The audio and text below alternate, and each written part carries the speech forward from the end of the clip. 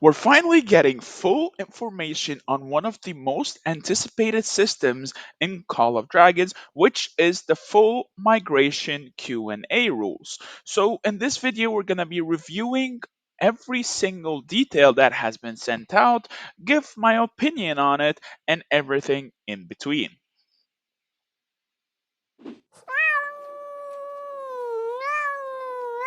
What is up, guys? Meower here, back with a brand new Call of Dragons video. So I was sleeping, I woke up to a bunch of notifications about the migration Q&A finally coming out, and all the rules that we need to know for migration are finally out. So I figured, why not just get out of bed real quick and make the video discussing the migration Q&A rules. So here we are. Of course, before we get started, be sure to drop the like, don't forget to subscribe, and let's get started. So, over the past two months, we have introduced Home Realm feature and continue to improve migration rules. Thank you all for your support and feedback. To help you better understand the migration rules, we've answered some of the most frequently asked questions. So, number one will be, how is the required migration permits calculated? Of course, this is the most important question at all. Um, it would seem that the required amount of migration permits is determined by your power. Generally speaking, the higher your power, the more migration permits you'll need, which is obviously is something that we expected as we've seen this system in Rise of Kingdoms. However, for example, you only need one migration permit for if you have 10 million power or less, but you'll need 60 migration permits if you have 100 million power or more. So is the cap 60 migration permits, whether if you have 100 million, 200 million, 300 million power? Because the way this is written right here, 60 migration permits if you have 100 million power or more. We'll have to see once the patch notes are finally out, but from the way this is written at least, it seems to be 60 migration permits might be the maximum. We'll see. The required amount of migration permits is divided into several tiers depending on your power. Details can be found in game once migration feature is launched. Okay, how do I get migration permits?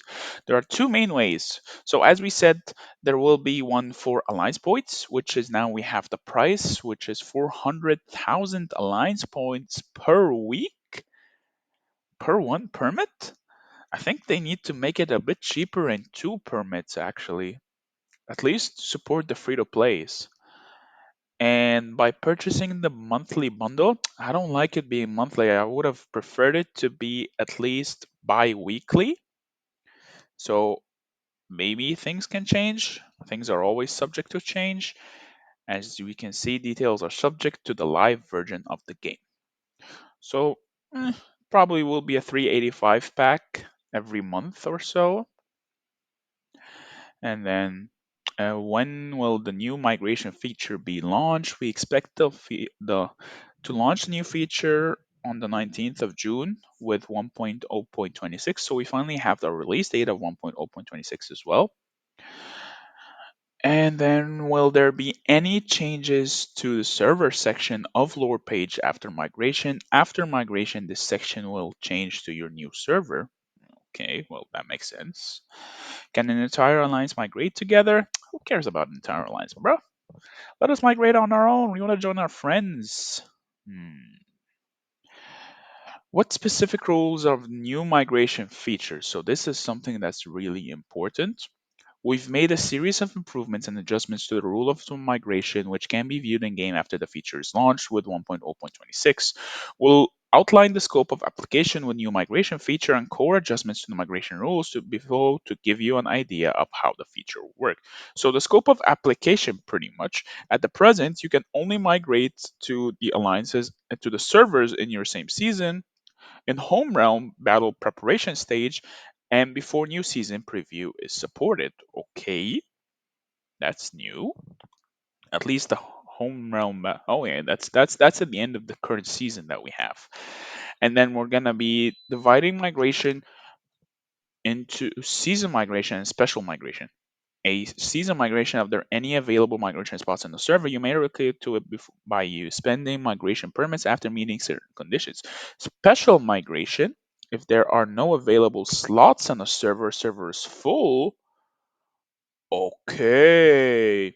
So we can overcap servers now with the special migration. That's actually pretty good change because some players will be extremely big. So maybe get the smaller players in going forward and then bring in the bigger players with the special migration. Of course, the limit might be one, might be two, might be three. So we'll see what the limit will be as they can overslot the server. However, I think once you get them in, that will be the only way for you to get people in afterwards because the server will be full.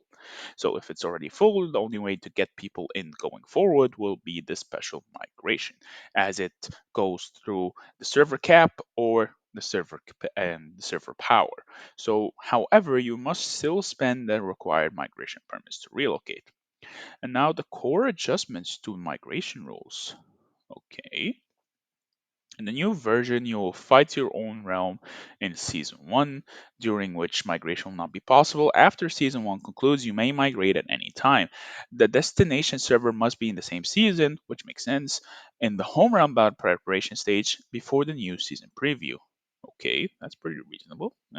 Server status classification and migration slot adjustments. We can see that servers are classified as full, crowded, active, or normal, which is the current system that we have right now, as we can see from this layout. Normal, active, crowded, and full. So it seems like there will be some exceptions for players depending on the status of the server, i.e., when migration slots are available for a server, depending on its status, server migration slots are refreshed during each new migration period. So maybe we will be seeing some server adjustments every season, depending on how things go. Maybe we'll get the capacity raised every season. Who knows? We'll have to wait and see. When your power is lower than server power, as if you're in season 1, 3 million, season 2, 5 million, SOB 1, 10 million, and SOT 1 slash SOT 2. What is SOT 2? Is this a new season? We're going to be having 15 million power. You will not occupy any migration slots. So basically, you can go with your farm accounts anywhere you go as long as they're under 15 million power and they will not occupy any migration slots whatsoever, which is nice. When the server is full, you will be unable to migrate it to through season migration if you would occupy a slot, which is pretty understandable. And then season migrants must meet the basic conditions, such as having a certain city hall level, having resources within the storehouse limit. What? What? No, no. The game is not ready for it. No. So if you don't know the storehouse limit, it's gonna be 312 million gold, 500 million wood, and 263 million ore, and mana is whatever, but I need to dump all these resources. For example, I need to dump 500 million gold, 800 million wood, and 400 million ore. Why? Why? Man. So this pretty much puts a lot of emphasis on hoarding everything in your backpack and only opening it when needing so.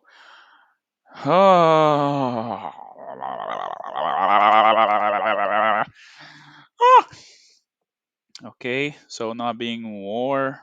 So not being in war is probably the war frenzy, and others consider other matters such as their migration, cooldown, and post migration event points. Post migration event points? What? Special migrations must also meet special conditions such as the king's requirements and application validity periods. To keep this FAQ short, we won't outline all the conditions here. You can find them all in the game after the 1.0.26 update.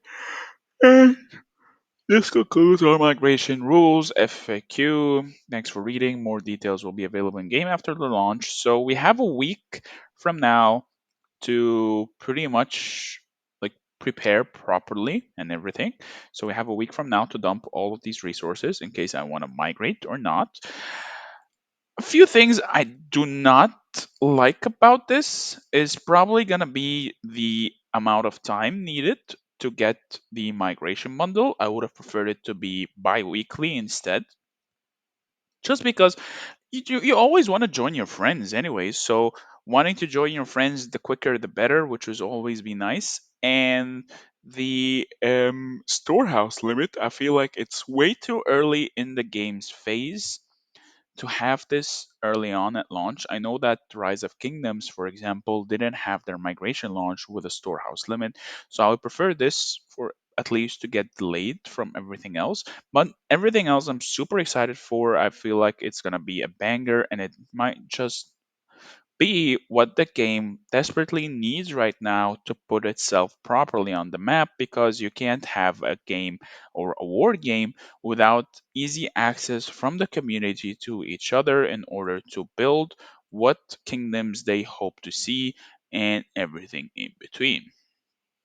I think that's pretty much everything that we know so far. Of course, if I get any further information, I will be sure to post it on the Discord. So be sure to join there. The link is in the description, and I will update you guys.